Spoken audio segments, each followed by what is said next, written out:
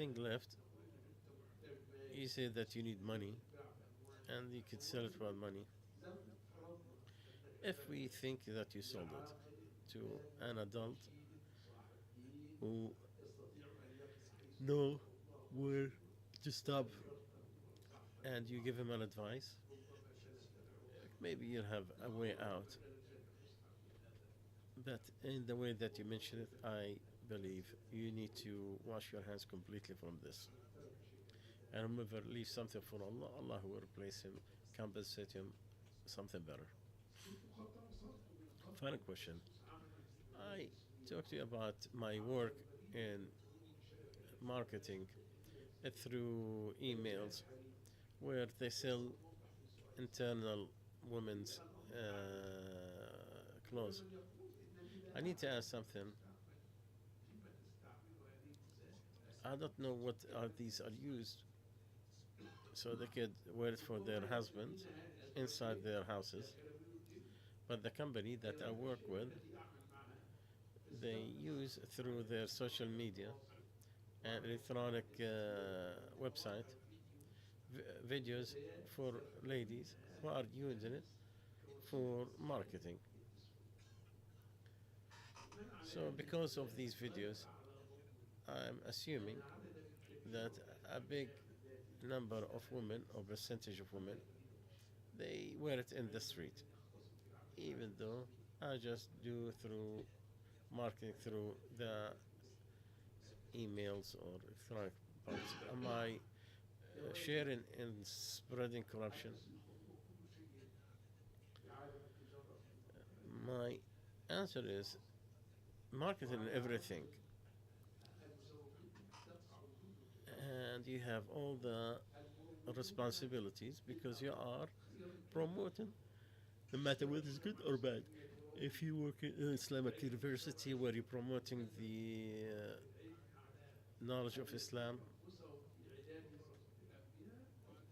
there's a great reward. If you go beyond that,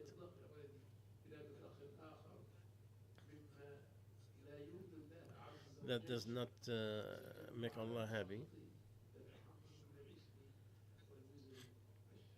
then you get the sins. Anyway, my son, it's a matter of the best of assumptions.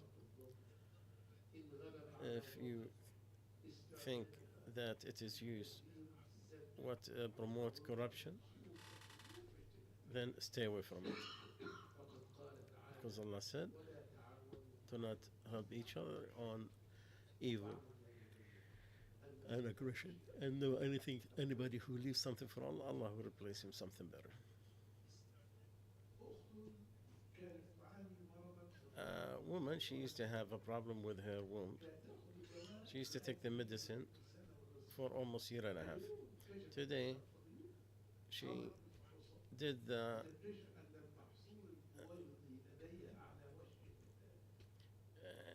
she checked with the doctor and he found out that her eggs it's about to finish.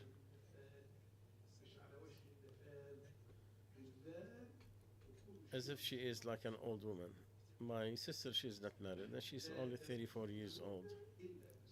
The doctor told she needs to take those eggs and freeze them if she needs to have kids in the future. What is the rule about that operation to freeze her eggs?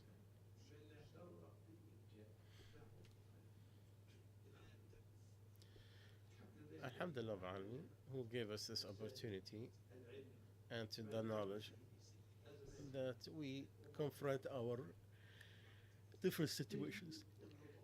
Freezing the eggs, whether it is the sperms or the eggs, is from the new items that came because of uh, the technology in medicine.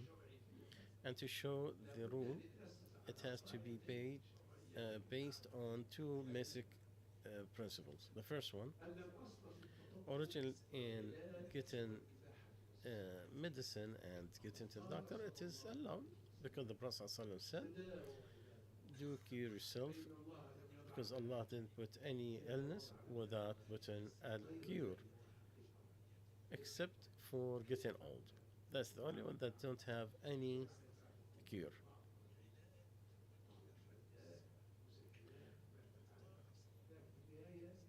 And then you cannot, there's no medicine that's gonna take the old age and to bring you back to old, young age.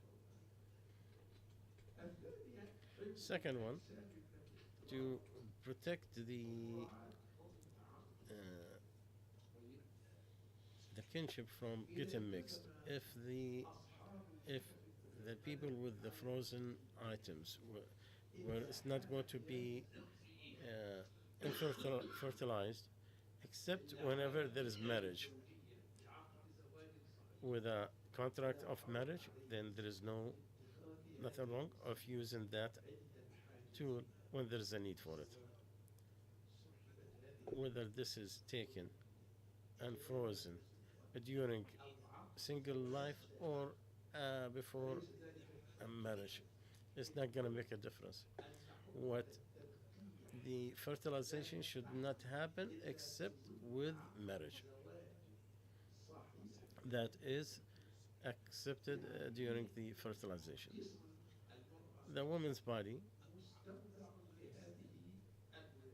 it's a place for these eggs. You can take a certain number and keep it and freeze it for using it in the right time.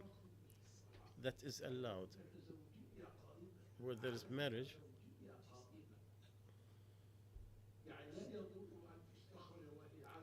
so she can take it when she's single, but will not be used practically, except there is a marriage relationship that exists. And it has to have three things when fertilized: the sperm from the husband, the egg from the wife, the womb is for the wife. It cannot be for somebody who borrow another womb. You cannot get it from different countries as where we could plant because she don't want to go through the pain of pregnancy. Allah said their mothers are the one who gave birth to them. And they are saying a great wrong thing.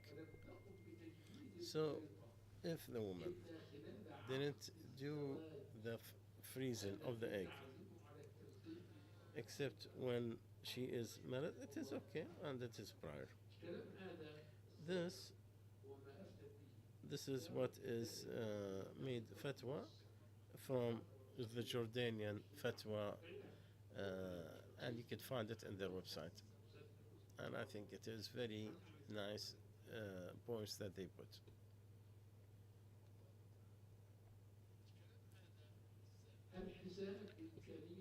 Is the account of is the possibility of having floods or calamities, wars, and the statistics, the math. Is that something considered like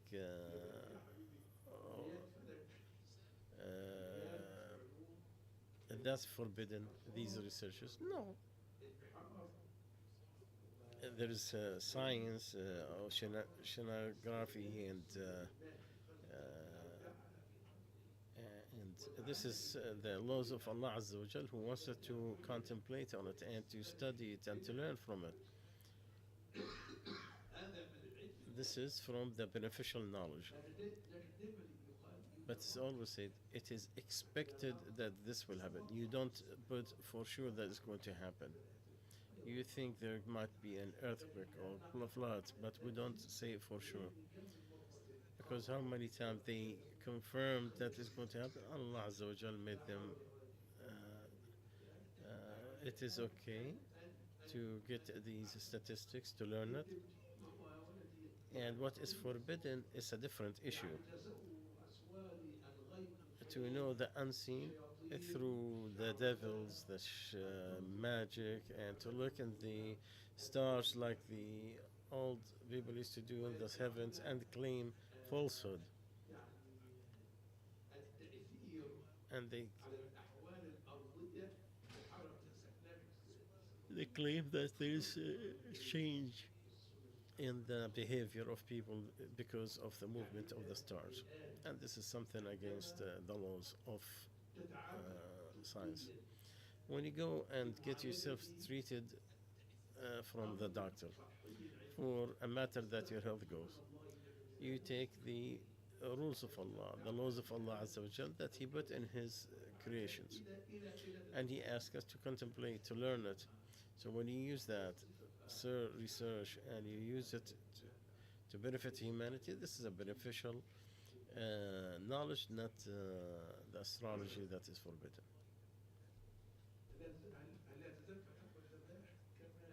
Is the fatwa for the slaughtering the same, the slaughtering of the birds from the people of the book, not allow the cows?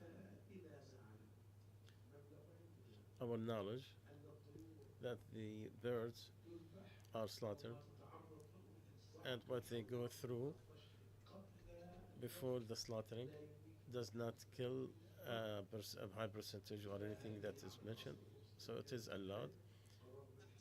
This is the and you find it on our website amjaonline.org.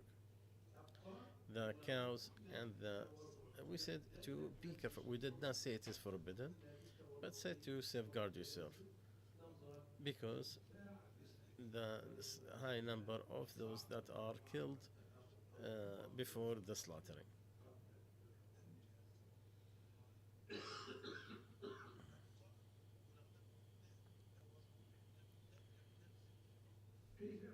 How we go to count and stay away from partnership with Allah when you design a bridge or a building and using all type of math and science, and that is not going to collapse for a shortened period. Well, this is the promise of Allah. You are using Allah's laws. You're not challenging Allah, and you say according to the laws, our science, our what we are given from knowledge as humans, if Allah will, it will not collapse before that period that is expected for it. When Dhul Qarnayn, when he said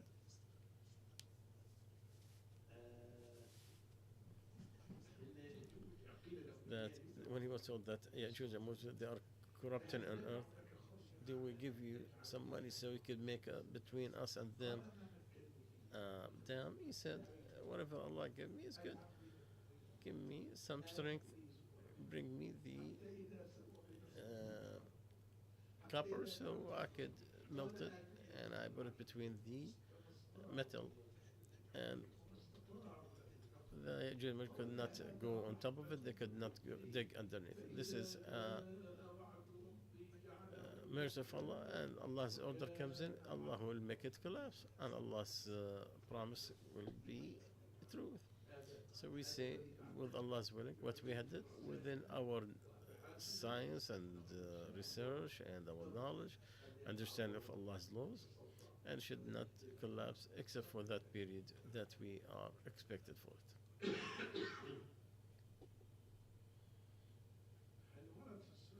Is there anything in the Sunnah, which one is recommended with the kids between birth and 5 years, that is hard on faith, and when they are raised in the West?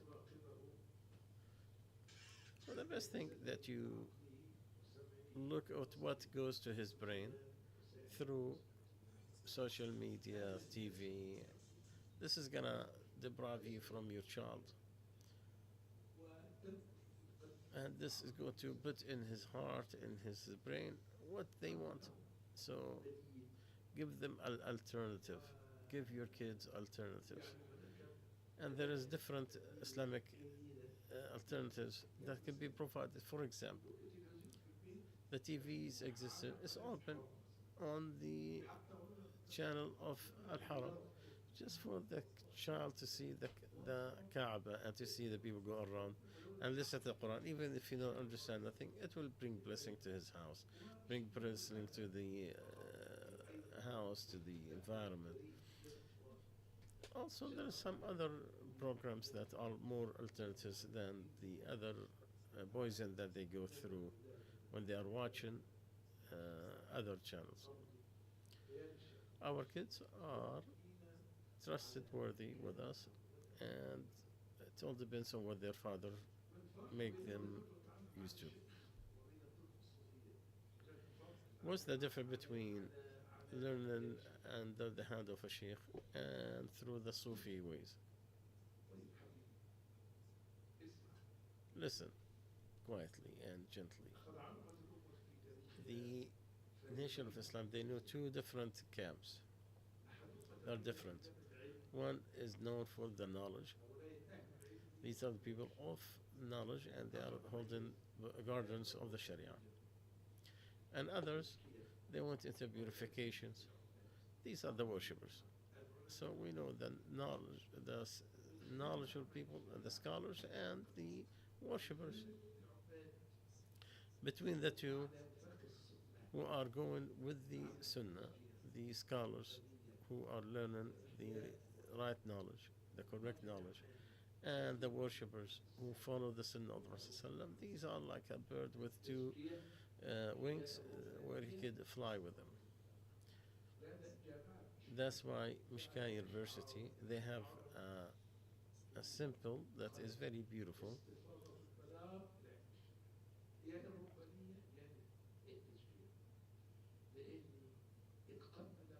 They combine between the knowledge and the purification because to get the heart to know and then you purify. Some people they missed, they take you.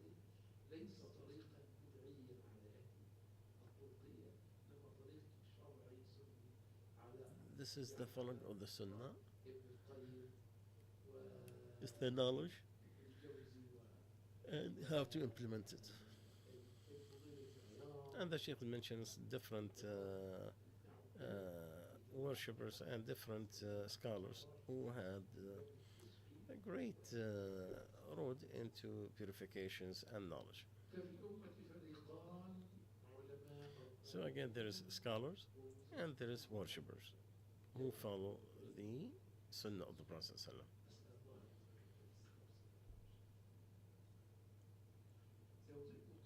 If a husband is shortcoming with his kids, he is barely giving them their minimum. They take from him barely.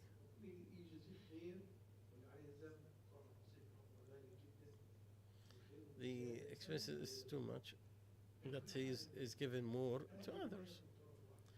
Well, my daughter, this is from one side. I don't know what the husband is saying and describing that, but as a general rule, money that you spend at the sake of Allah, one that you spend in a needy,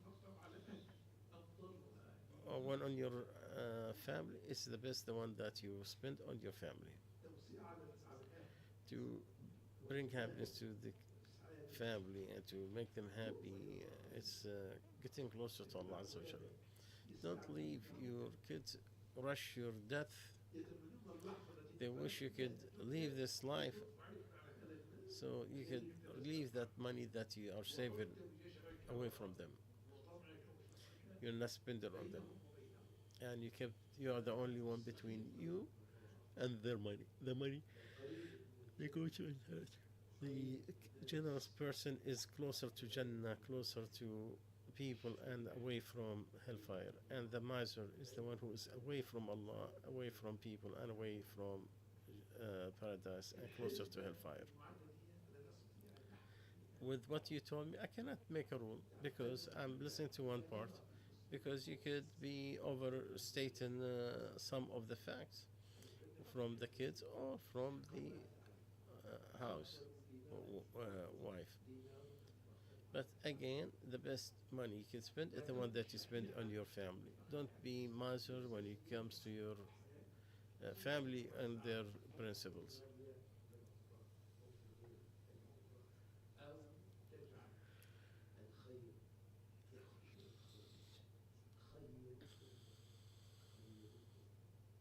The best you is the best to his family. I am the best for my family.